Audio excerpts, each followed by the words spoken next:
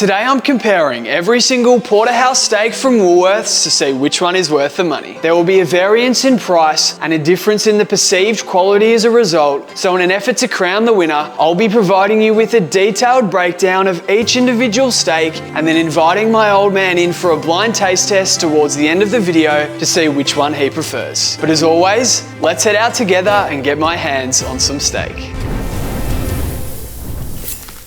I'm laughing already because I got a comment from someone the other day. Keep your hands on the wheel, son. I'm an advocate of safe driving out here, but here we go, ladies and gentlemen, off to Woolworths. Very excited for this one. And the reason I'm doing this is because I actually read a comment from someone on one of my videos the other day. And that comment read, why don't you compare steak from the same supermarket to show people that when you pay more for a steak, you get a better quality. I want to find a steak that perhaps isn't the most expensive, but somewhere in the middle that tastes just as good as the premium cut. In order to determine a winner, we're going to be giving a little blind taste test with my old man. I really think this is going to catch him off guard, to be honest, and as such, very keen to see what he thinks of these steaks. I can't remember the last time I've been as excited for a video because first of all, I think I'm going to be trying like 5 or 6 steaks today. Pulling into Woolworths now, taking my little tote bag. Got these made the other week and it's the first time I'm actually using one. Try and give a hint of where I am today. Straight off to the steak section. And here we are. Super diverse range of potential steak for me to buy. I think I'm going to start off with the grass-fed Australian beef porterhouse steak from Macro. Steak number 1 secured. They've also got this organic steak here. So that obviously comes at a premium. Yeah, I'm going to pick this one. Steak number 2.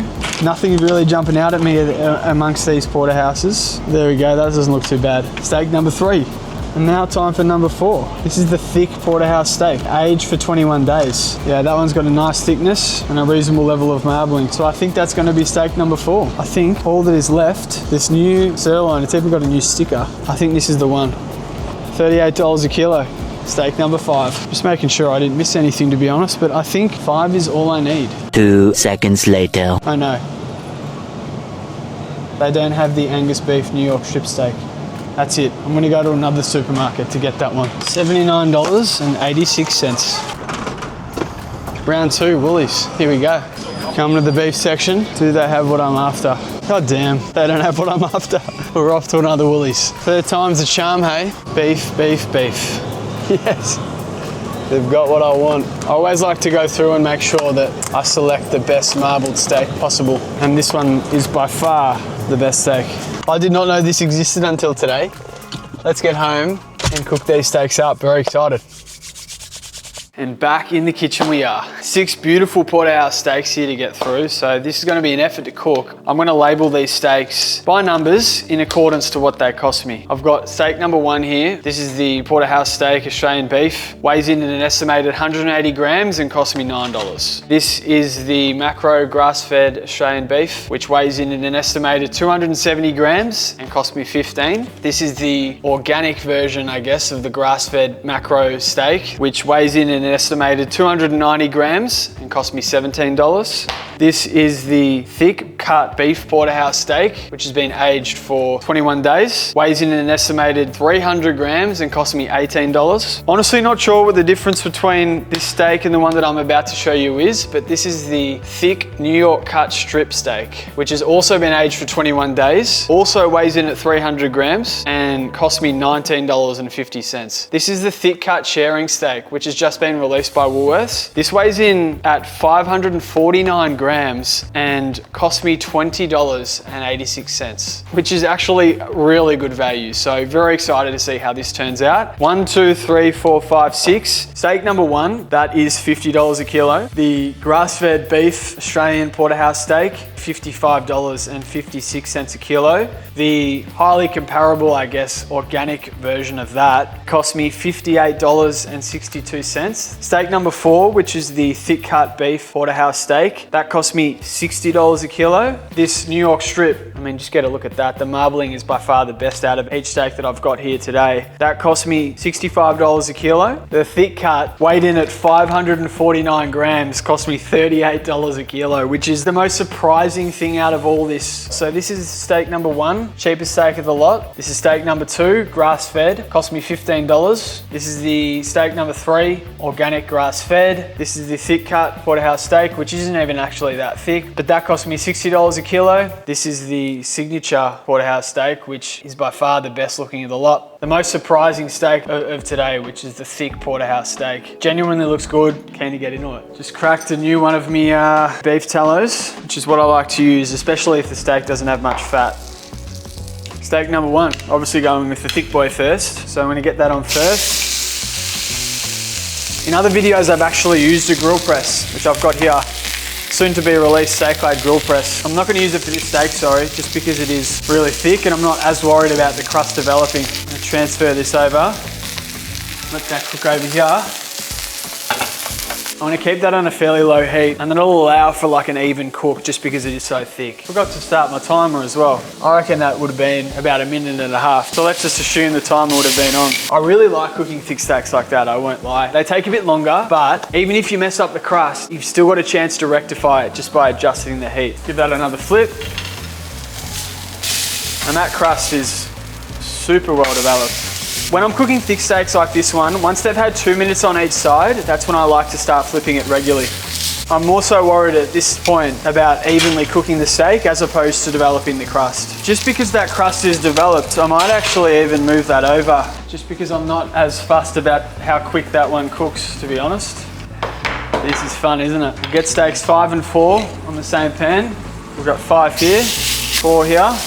What I would do is get steaks 5, 4, 3, and 2. What I'll do is get the grill press for the both of them. You can hear the difference it makes. I do prefer using a grill press for thinner steaks. Even though they're labelled as thick, they're still going to cook pretty quick given the thickness. And that crust is super developed. These steaks aren't going to take long to cook at all. Pressure is well and truly on. This steak's an internal temperature of 40 degrees, the thicker one. I mean, that's sitting at 44, 45, just because it is a bit thinner, but it's looking beautiful. I'm gonna take that off. Steak number 1. This will be a super quick cook. I'm gonna pump that heat. Steak number 4 is at 47, so I'm gonna take that off. Both at around 40 degrees, so steaks 3 and 2 don't have long to go at all. Like I said, this thin one's gonna cook super quick, and that crust is really well developed. That's probably gonna have about 1 minute on that side before it's done. That thick one's at around 46 degrees, 45 degrees internally. And that's taken me how long? 20 minutes to cook. So I'm gonna take that off. Steak number 2 and steak number 3. That's done, 46. Look at that, really happy with that crust. That's taken me probably around 22 minutes in total. I like to take these thick ones off at around 46 to 47 degrees, just because they carry so much heat when they're cooking, and they will cook. If you allow them to rest for at least 10 minutes, they will continue to cook whilst it's resting. That's at 47. Like I said, I do like a challenge. This is steak number 1. This is the steak that cost me $9. There we go. Nice little cook for something of this size, to be honest. Steak number 2, the macro grass-fed. Oh, that's a nice sound. That's perfect. All to wall. Steak number 3, macro organic. This one's good as well, I can tell. There we go. That's perfect. Steak number 4, which is the thick cut Australian Porterhouse. Happy with that cook as well. What an absolute roll here. Steak number 5, which is the one I'm looking forward to the most, the Angus 21-day aged steak.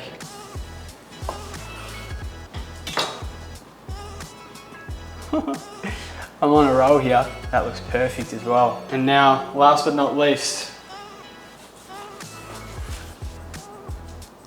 6 from 6. How good is that? For a thick steak, come on. Come on. My dad's in for an absolute treat. Cheapest one here, which is $9, which is the thin sirloin here. Then I've got the macro grass-fed, macro organic, the thick cut. Then I've got the thick cut premium, whatever it is. And I've got the super thick cut here as well. You know, there's 6 steaks to taste today, like last time. The goal was to just, for you to tell me which steak you prefer. This is steak number 1. Is that too big? Mm-hmm. Yeah, okay. No, that was nothing to write home about. Perhaps I've set the bar too high. Okay, steak number 2. Yeah, I think I like that slightly better. The first one wasn't very distinctive. It was a bit sort of bland. Steak number 3. No.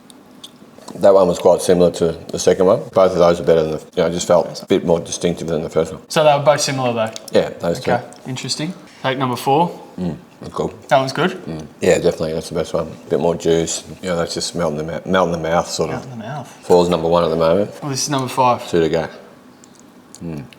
Same, in fact, that was probably even better again. Those two are, You said same though. well, really, really soft and easy to chew and sort of, goes down easily. Okay. Not chewy at all. Tender. Tender, that's the word I'm looking That's for. the word. Tender, that's the one. That's the one. Steak number 6 though. Ooh. Sorry. Bit of an Yeah, it was pretty good too. That one had nice crust. Yep. It was more noticeable crust. Of course. Yeah, it had a crispier and then a soft element. Two Taste? were really, good. Taste-wise? Yeah, good taste. Those last 3 are the best tasters. Yep. 6 was probably the number 1, just the overall experience because of the texture of the crust. Yep. Probably the best taste as well. Really? Yeah. 5 and 4 were similar, comparable taste to 6. 3 and 2 were just a bit touch chewier, and they were okay. They were solid flavour. And number 1 are just sort of a little bit bland, but just didn't say anything to me. $9, $15, $17, $18, $19.50, and that cost me $20. An extra 250 grams for about the same price. Yeah, well, that's good. If you prefer a more tender cut, then steak number 5 is what you should go for. But from a value and money perspective, steak number 6 is going to win any day of the week. There we have it. I think that's the winner.